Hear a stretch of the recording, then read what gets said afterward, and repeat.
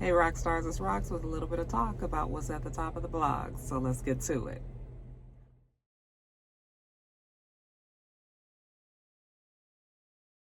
All right, you guys, so I got a whole bunch of like random topics that I don't know if anybody really cares about any of this stuff. Nothing seems to be too important, but you know what, we will start with something important. Let's start with a little bit of an old Rona check-in.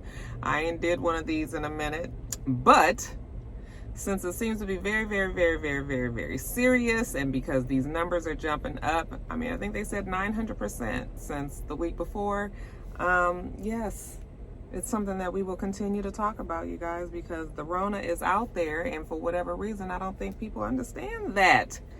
It is there. You know, if you're not going to get your vaccines, then you need to be diligent in making sure that you keep your mask on and keep your distance and wash your hands and all of that. I mean, even if you have had your vaccine, you need to do this, you guys. It is important. I know many of you probably know some people who haven't been vaccinated who have caught the Rona. I know you can still get it when you have the vaccination, but your chances of getting very sick is way worse if you have not had your vaccination. So it's a matter of you possibly maybe just feeling a little down, you know, being at home, maybe like a small common cold, as opposed to you being in the hospital in the ICU and possibly on a ventilator and all that. You know, which one would you choose at this point? I know the vaccination is not the end all be all to everything, you guys, but right now it's what we have. And I just really wish that people would just, you know, just really take the effort to be, you know, be educated about it, and then also, you know, do what's safest for them. But okay, I'm not going to harp on the vaccine. These masks, though, the masks are a must. You know, I've known people who actually have had coronavirus and still wore their mask in their home, and nobody else got the virus. I mean, you know, they distanced as much as they could, but still, they were all under one roof, and only that one person was sick.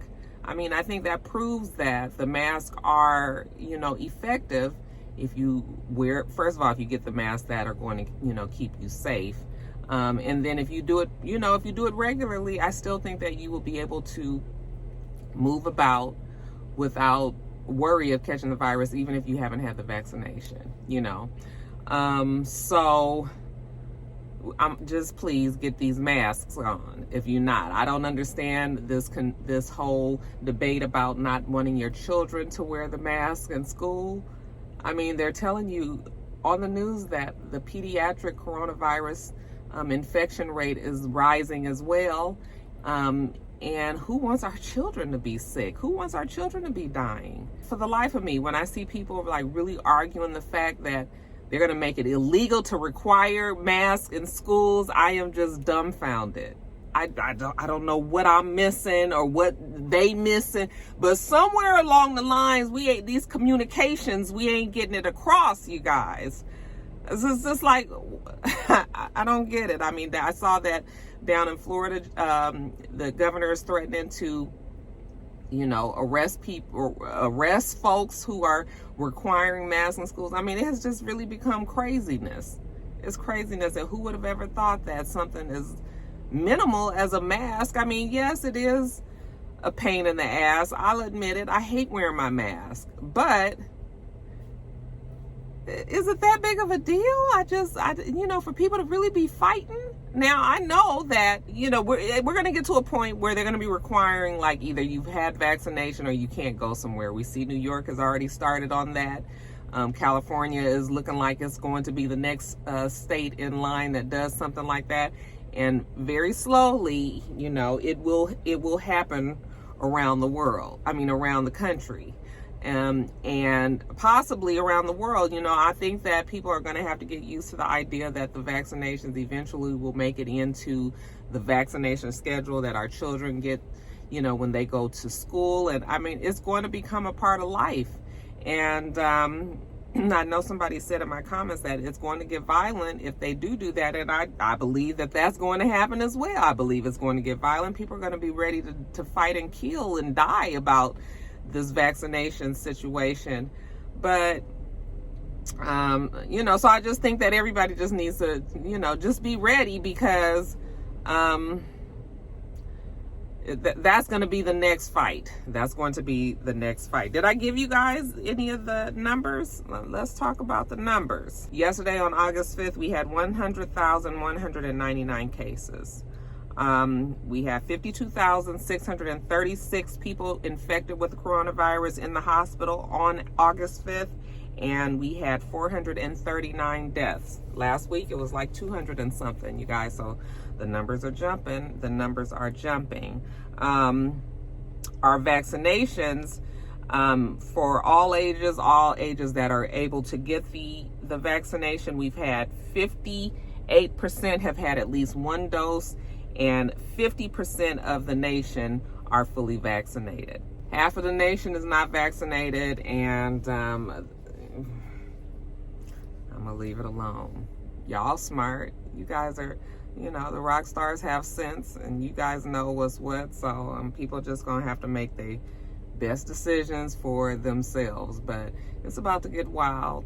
Non-essentials, like I said, I believe will be shutting down. And I really am curious to see how long they're gonna be having these kids in school. Because since school just started, we don't really have the numbers yet. But once they start seeing that these numbers are jumping again, you know, if it really is huge, they're going to shut these schools down. Folks going to be, it's just never ending, you guys. It's never ending. I don't feel like coronavirus will ever really fully be out of our way. I think we'll always be dealing with it. I can't even imagine the idea of herd immunity. I just can't. Like, it just doesn't seem like it's reachable, because there's so many, you know, there's so many opinions and so many things that people are choosing to do when it comes to themselves and their health and the health of others, because that's another thing that you have to take into consideration. You're not just doing it for yourself, but you're also trying to protect other folks from getting sick as well. And maybe us as a nation, we just not there yet. We ain't ready to try to make sure that our our brethren don't get the virus as well. So that's our you know, I'm gonna feel bad if I don't talk about the Rona, because it's something that needs to be discussed. It's a reality, you guys. So gotta do what you gotta do, right? Y'all be safe. All right, you guys. Well, we can talk about some more news, since I'm, you know, starting a little bit serious, although this story is funny as hell, you guys. So 22-year-old Maxwell Berry. Maxwell booked him a flight from Philadelphia to Miami. Okay, I guess he was about to, you know, get it going. A quick little fiesta, a quick little fiesta, you know, a little vacay down in Miami. And it seems that Mr. Berry had decided that he was going to start his celebrations as soon as he got at the airport. Okay, so they suspect that Mr. Berry was drinking at the airport. Then when he got onto the plane, I'm surprised Frontier's even serving alcohol, because I've flown a few times in the last few months, and they weren't serving alcohol, because they said y'all niggas don't know how to fucking act. Okay, but I guess Frontier is still part of the old school, where they are going on and they are doing alcoholic beverages on the planes. They said once he got on the plane, he ordered 2 more drinks for himself, and then felt that it was going to be funny when one of the flight attendants walked by for him to rub her butt. Okay, now she did tell him don't touch her, and they said he did it a couple of times. All right, enough for that flight attendant to be quite annoyed with him. But what's crazy is they still allowed him to order, I think, a 3rd drink. And before he could even drink it, he spilled it on his shirt. Okay, so he got up and went to the bathroom. And when he came out the bathroom, y'all, they said he didn't have his shirt on. I was like, Maxwell, baby, we ain't at the beach yet. Okay, we still on the plane, baby. All right, you can't walk around with no shirt on.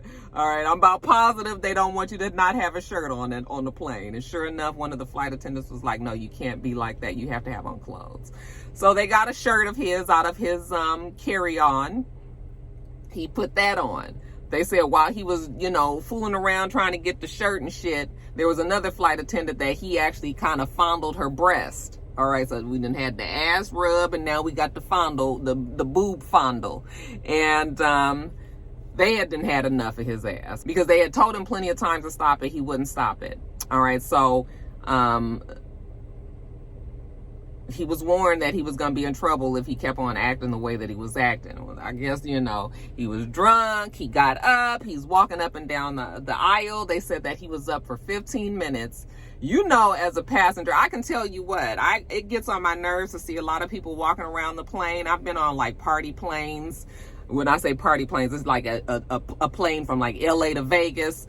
And, you know, motherfuckers is already partying when they get to the airport because they in that mode. And they get on the plane and it's a whole bunch of laughing and talking and people getting up and walking up and down the aisles. And, you know, it's not too bad because it's only like a 45-minute flight. But what I'm saying is that can get on your nerves, motherfuckers just, you know, up and down the fucking aisle. Like, sit your ass down, right?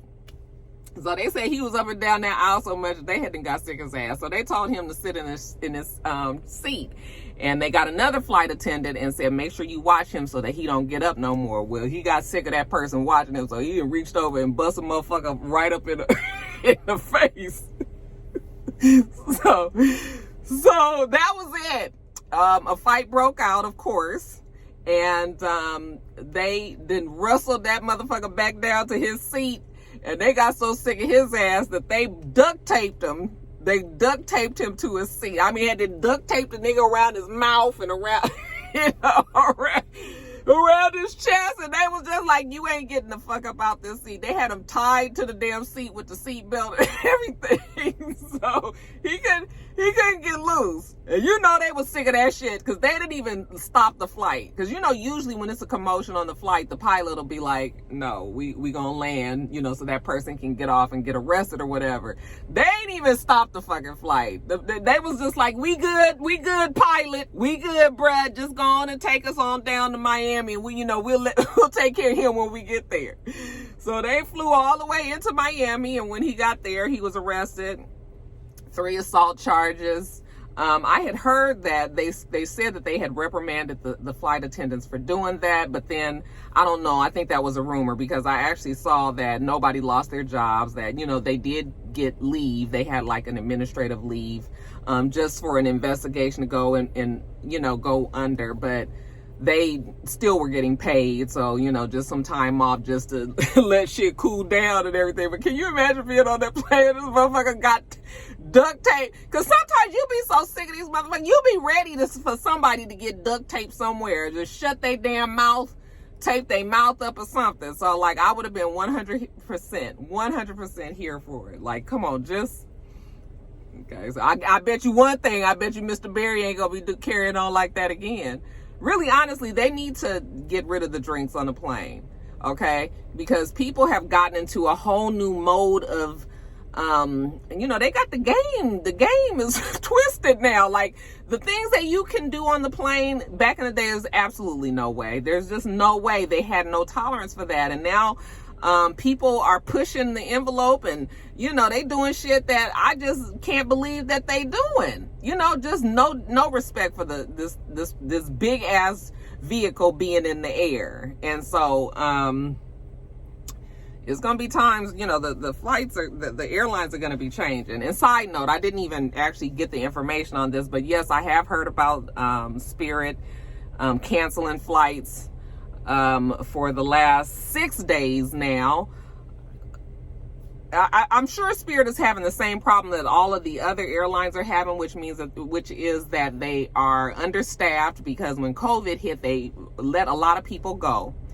And they haven't been able to replace that staff yet. And that includes flight attendants and pilots, everything. So they don't have as much staff to cover these flights, and they done sold all these damn seats and can't man the planes, you know. So they're delaying and they're canceling, and it's a disaster over there at Spirit. And I'm like thinking to myself, like, if this continues on, like, Spirit is gonna be in trouble. Okay, they're the most no frills of all the no frills airline, you know, Southwest being the one to get the whole party started. But I don't know what's happening with Spirit. But now when you look On the news, that's all you hear. That's all you hear. But I know that many of the other airlines, including United and American, like the big airlines as well, are having that same problems. The pilots are running out of their hours. And if they can't, because they're already flying too much, and once they run out of their hours, they can't fly anymore. So you can't get in the air. Yeah, I'm aware of it, and I'm gonna keep my eye on it, because I'm really curious to see if Spirit is going to be able to survive this, because people are very, very unhappy with Spirit. This is not the kind of publicity that they need. They already have like an old ghetto, they already have like a ghetto reputation to begin with. I mean, I've flown Spirit a bunch of times, so I didn't have any problems back then. I haven't flown them recently though. And recently they having a time. If you work in the flight industry, if you work with Spirit or any of the other airlines, y'all just kind of let us know. Like, is this something that's like really, really serious? I mean, is it something as simple as what we would think is just hiring more people? Is there a reason why they haven't? Like, what's the real deal, Holyfield, out there? Why can't we get this handled? Didn't we bail out the damn the airline industry, and didn't we give them a whole bunch of money? Like, why is it that we still haven't? As even when we flew on Delta, and Delta switched our tickets all up, and changed the times and everything. So all of the airlines are doing a lot of rescheduling and, all of that. But y'all let me know what's going on out there. Okay, is this something that we just really need to be aware about? Y'all let us know.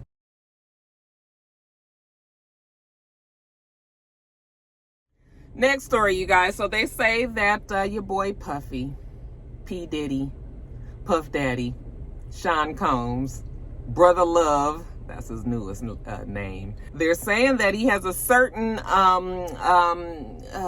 interest in your girl Caresha Brownlee. That's right, you guys. Y'all know her as Young Miami of the famed two-girl rapper group City Girls. They're saying that Caresha has drawn in old Puffy, and that he has given her his special brand of dancing worms, y'all. Kind of weird damn shiny suit worms. Yes, you guys, they say that Puffy. Now, I have been hearing little whispers about it. I wasn't giving it no energy, because I was just like, first of all, I just didn't see it happening. I guess it's not impossible, There was pictures floating around some months ago when